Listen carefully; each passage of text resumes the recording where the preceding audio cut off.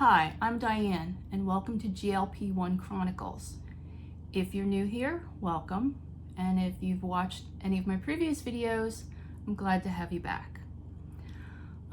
Just to give you a little background, I'm in my late 50s and postmenopausal, and I've been on a GLP-1 medication since November of 2022. So today I thought we'd talk about side effects. Now, I've actually been on both Mounjaro and Ozempic, and I've had differing experiences on each medication, so I thought that would give me a unique perspective to talk about the side effects of each medication. So when I started taking Mounjaro, I started on the 2.5 milligram dose, and I was on that for a month. The initial side effects that I had with the medication were nausea, pretty severe nausea. The nausea was so severe that I didn't want to eat anything, and I had to actually force myself to eat. In that first month, I lost 12 pounds. After the initial 4 weeks on the 2.5 milligram dose, I moved to the 5 milligram dose. And again, the nausea continued, and it didn't seem to abate for a long time. I know people have talked about within a few weeks that the nausea seems to lessen for them, but for me, I had it for months. Another side effect that I dealt with was I would kind of alternate between diarrhea and constipation. It was never severe, but it was something that I did have to deal with. But again, initially, the most severe side effect that I had was the nausea. I would occasionally have to take something to help ease the nausea so I could actually eat something, but eventually it did start to dissipate. In April 2023, my doctor decided it was time to move from the 5 milligram dose to the 7.5 milligram dose. Unfortunately, my insurance company at that point was not covering Mounjaro. What I was told was that I had to try 3 other medications, and if those didn't quote unquote work, then they would consider covering Mounjaro. The other medications included Ozempic, Victoza, Ribelsis, and there was at least one other one, but I don't remember what it was. I started the Ozempic in late April of 2023. The side effects that I had to deal with were much different than what I had on Mounjaro. There was some nausea, but my main side effect from Ozempic was constipation, and it was pretty severe. And I was only having a bowel movement every third day or so. I also had a lot of bloating and gas, and I was just generally uncomfortable.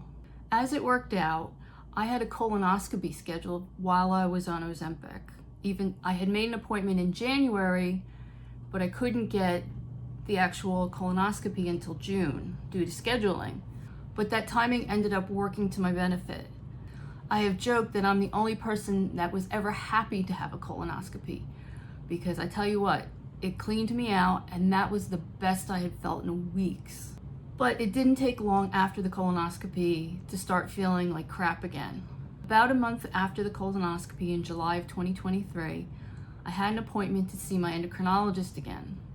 Before I went, I decided to check my insurance, and thankfully, they were now covering Mounjaro. So when I saw the endocrinologist, one of the first things I asked him was whether I could go back on Mounjaro, because honestly, I had been so miserable on Ozempic, and I would have rather have dealt with severe nausea than the constipation. So in late July 2023, I went back on Mounjaro. I found that the nausea wasn't nearly as bad as previously, but there were some other side effects that I was starting to deal with. One of the other side effects was I started having sulfur burps, and if you know what they are, you know they're terrible. Thankfully, I didn't have them all the time, but it was an occasional irritant. In fact, my body decided today of all days that I was going to have sulfur burps, so I'm dealing with that right now. Interestingly enough, I did some research on sulfur burps this morning, and I found that other than GLP-1s and a multitude of other things that can cause them, metformin can also be a cause of sulfur burps, which I didn't know before. Like I said, they only happen occasionally, and they go away pretty quickly.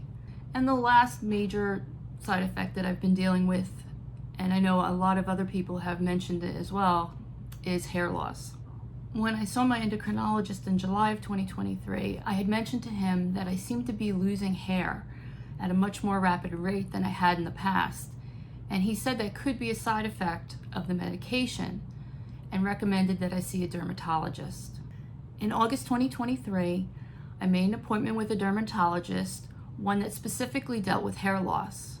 After going over my medical history, she decided to run a test, and what that entailed was grabbing the hair out of the back of my head and yanking it.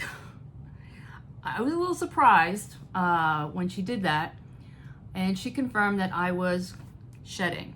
We talked about causes, and come to find out, I had 4 things going on that were contributing to my hair loss.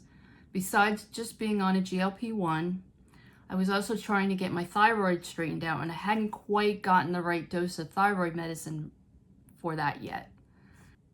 Another strike against me was that I was in menopause.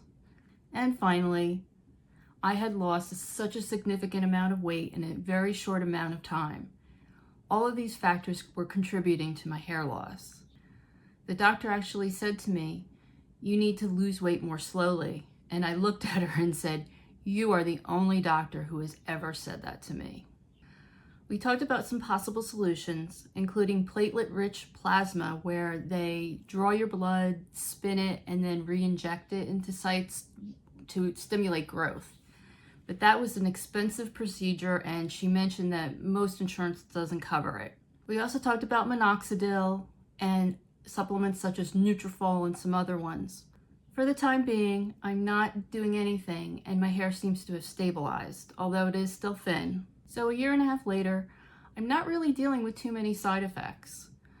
I occasionally get nausea within the first couple days after taking a shot, and like today I'm having sulfur burps, but other than that, I'm not dealing with any other major side effects.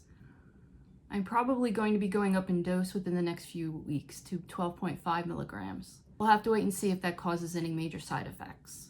So I want to hear from you. If you're on a GLP medication, let me know what you've been dealing with.